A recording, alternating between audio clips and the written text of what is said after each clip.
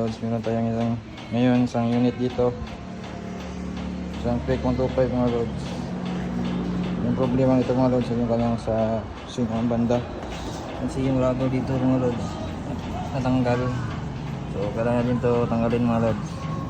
So let's go.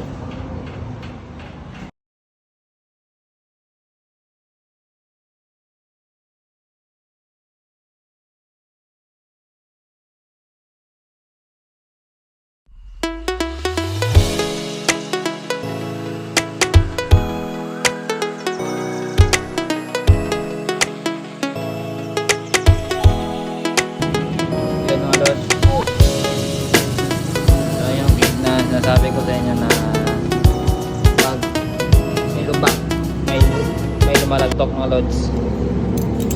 So yung problema dito, yung rubber niya natanggal dito mga lods. Wala na yung rubber dito. Ito yung ano niya, mag-support sa kanyang chassis mga lods.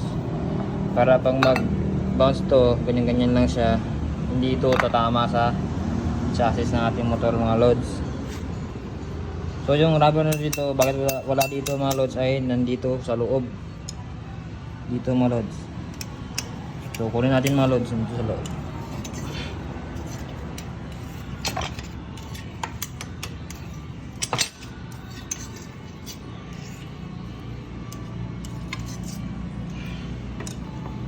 So ito na siya mga lods. Yung kanyang rubber natanggal siya. So yung gagawin na natin dito mga lods ay ibabalik natin dito. Lagyan natin ng maker tsaka cable tie mga lods para matibay siya. At hindi siya basta-basta nahuhulog. So yun mga lods, let's go. Ayusin natin ito mga lods. Peace out mga lods. Yun mga lods, ito yung technique natin para di siya matanggal. Lagyan natin doon ng maker. Doon, sana all mga lods. Lagyan natin yan dito sa loob. Saka yung cable tie natin para matibay yan mga lods. So lagyan natin yan dito mga lods. So let's go.